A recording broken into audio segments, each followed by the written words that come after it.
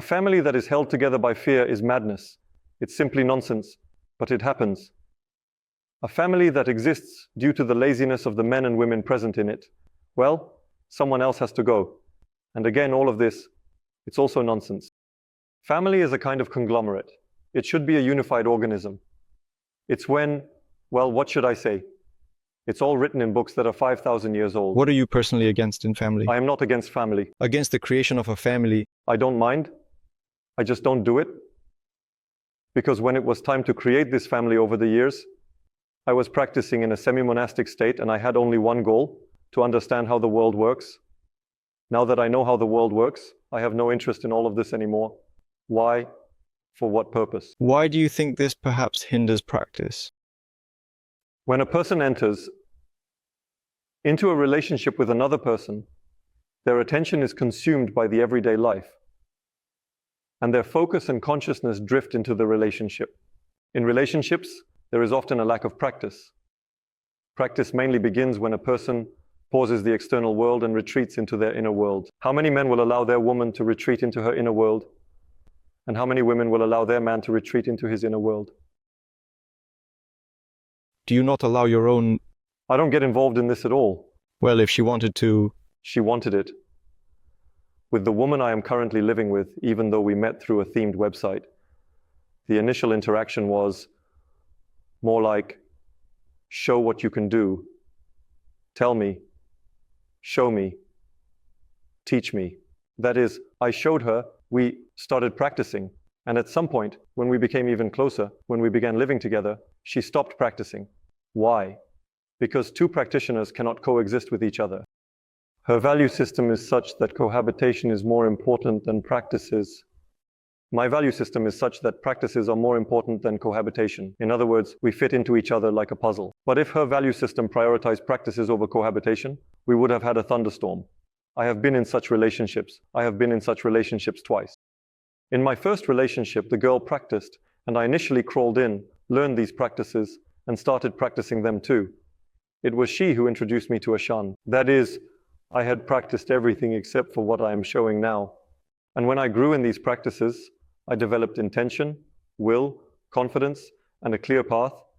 We began to collide and bounce off each other like two steel balls. And what is the main reason for the conflict? Building space, building a path. That is, we couldn't move along the same path. You know, like trying to have two cars drive simultaneously on a single track. Synchronously, specifically? Well, she wants to live in such and such a place. And I say, no, I want to live in this and that place. But this is literally classic. This is a classic, but no one bends for anyone. That is, there is no compromise. Because every compromise means you are stifling your will. You are stifling your sincerity. Here I sincerely want something. I see my sincerity. I see that it is a yes. She sees her sincerity. She says yes, but these are two different points. And that's it. Well, it just so happened that you have different paths, but sometimes people synchronize. Someone has to adapt to someone else. If you are a practitioner, adapting to someone else means compromising your practice. Not because you are so callous, but because you know about it sincerely. Are you absolutely sure that it is impossible to be together in practices? I haven't seen such an example. If I had seen such an example, I would have said, yes, here is an exception to the rules. I have seen an exception. What is this? This is my Ashan, who has a wife and a bunch of kids. But I have seen how difficult it is to balance, how it consumes a huge amount of resources. It's not that I don't have these resources, but I direct all my resources towards the implementation of Shiendra.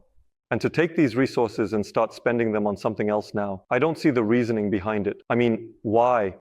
Look, it's the same thing. You, for example, can go and become a scientist and make some discovery. Well, I guess I could. But why? It doesn't really resonate with me. But what does resonate with me? What I am engaged in, that's what I do.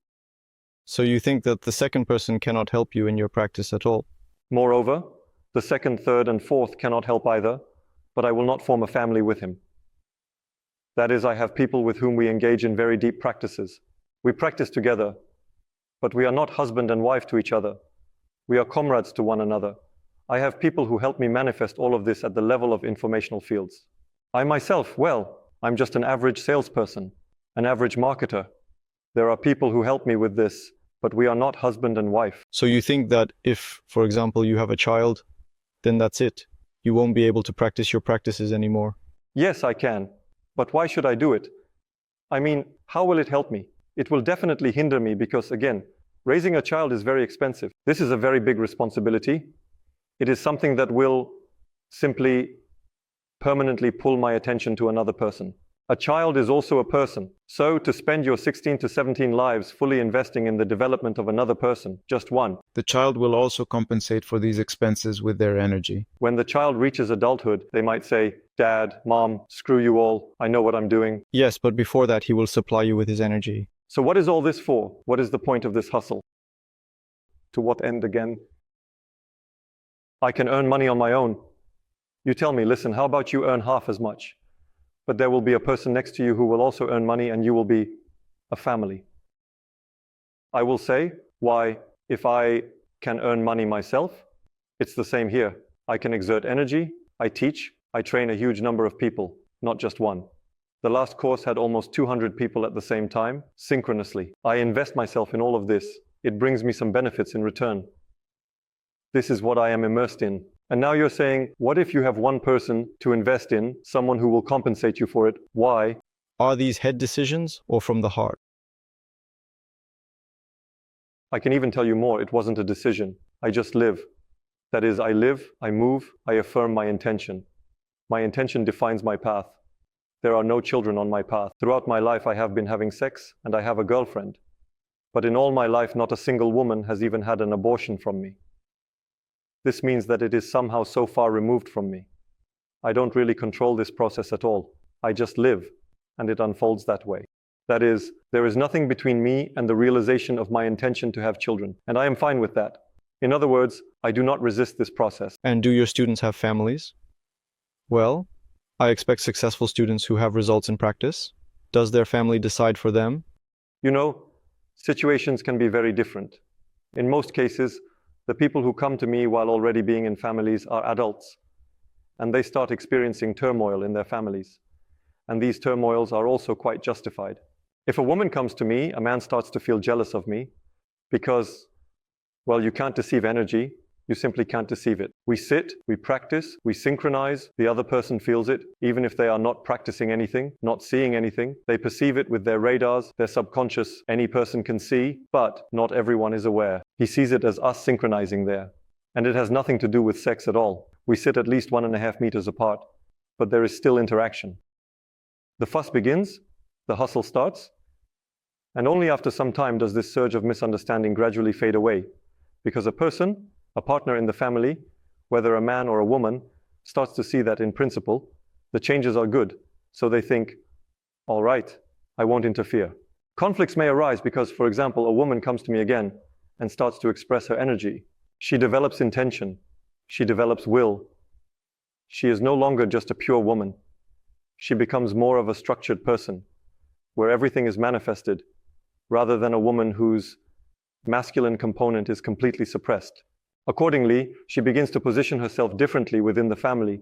This also leads to conflicts because people are not ready for someone around them to start changing. But then again, when everything balances out, it balances out in a new quality, and everything calms down again. Everything becomes good. And while this excitement is going on, quite often women tell me, damn, can you just divorce me? It's just too much, really just too much. I say, don't rush. I say, develop yourself, work on yourself. If a person is not meant for you, they will naturally drift away. They will just disappear somewhere without you having to do anything special for it. And so far, I am not aware of any cases where families have fallen apart. Yes, there are cataclysms. Yes, there are problems. Yes, there are thoughts of divorce. But then everything synchronizes, because when these basic processes of restructuring stabilize, the other person starts to get used to them more or less, and everything falls into place. The same thing happens. A man comes to me. We start practicing. He has some dissatisfaction with his wife, and there's some issue with a child, all of that. In other words, it all boils up for him, boils up, and then he finds himself. He finds his measures. He sees the space around him reflects his state. He releases his claims, stays calm, and everything falls into place. That is, he learns to shape the space around him through his states and accordingly the space within himself. He is learning this. But while he is learning this, well, naturally there are problems. Naturally, some wild thoughts also creep into his head.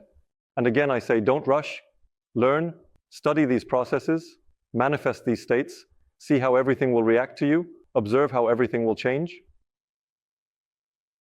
Practice. How can your practices be used, for example, to harmonize relationships within the family? Very simple. Basically, there are two vector. A vector when you tense up and spasm. A vector when you release and relax. If we take, for example, a yard dog that was pelted with stones, thrown sticks, and frightened. It's quite simple to bend down and pretend as if you are about to lift a stone. What will she do?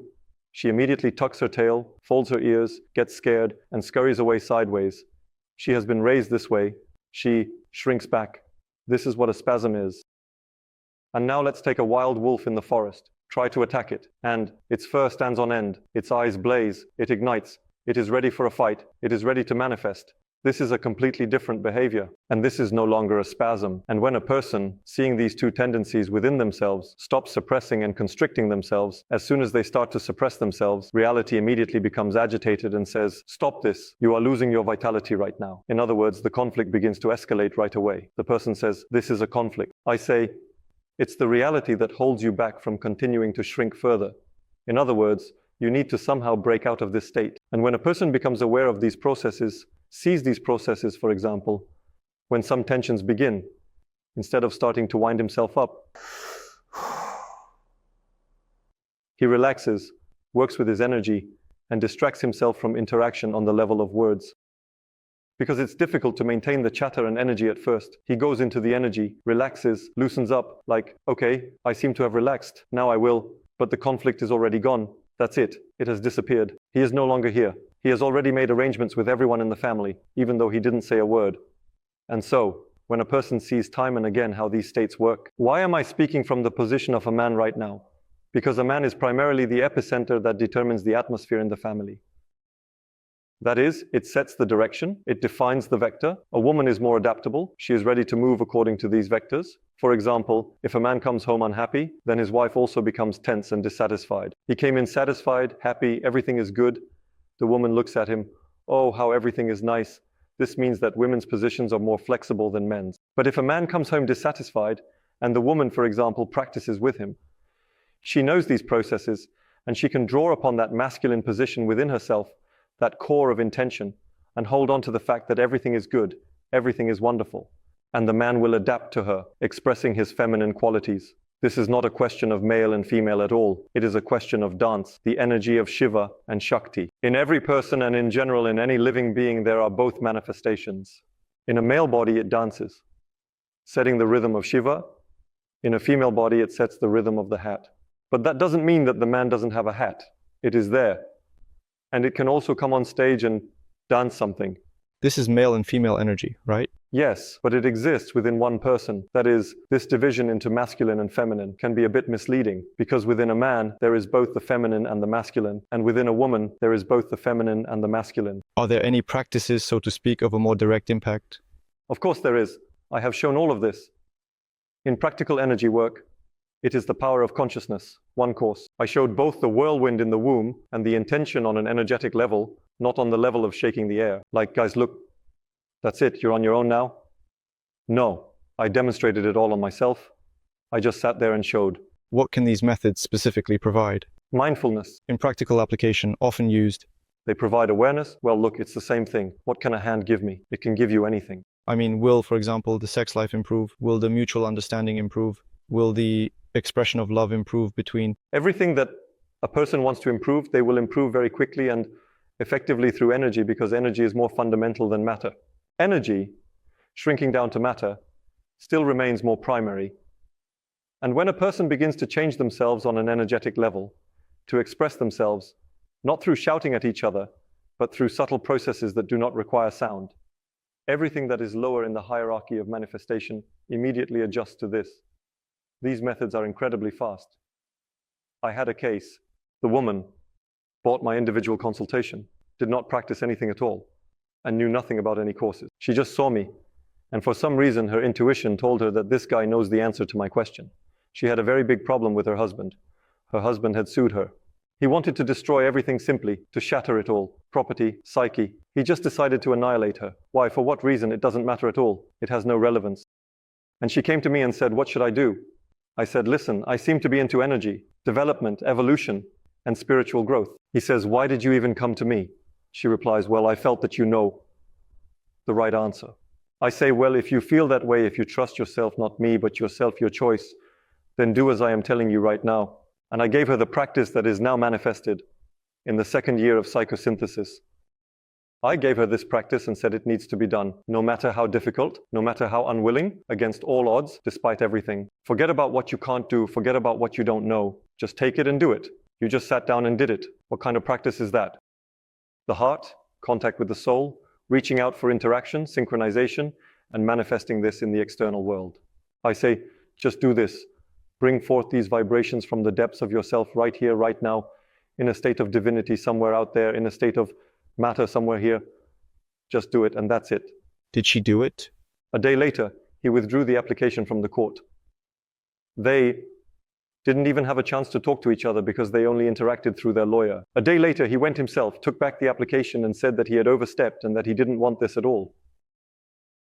She did it, yes, then they started their daily life, then their interaction began on the level of words, on the level of actions, and they gradually adjusted to each other again, balancing it all. But the fact is, the practice worked within a day for a person who had no relation to the practice at all.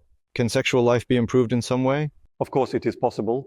Our sexual life is clearly based on the centers. For women, it is more the second center that is responsible for sexual activity, while for men, it is more the first center that plays this role. If you feel that something is starting to malfunction in some way, you simply take the energy center and begin to open it up, manifest it, and practice it in a state of flowing and burning.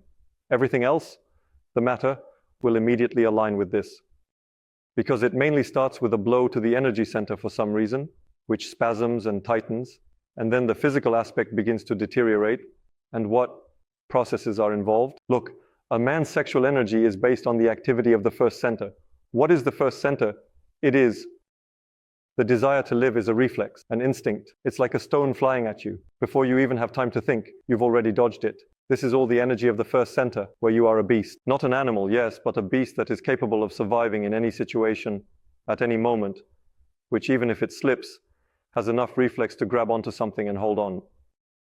Even if he spent his whole life lifting a spoon, that is, there is something internal, this strength, when you need to suddenly do something. At the level of physics, accordingly, survival and reproduction are also tied to these processes.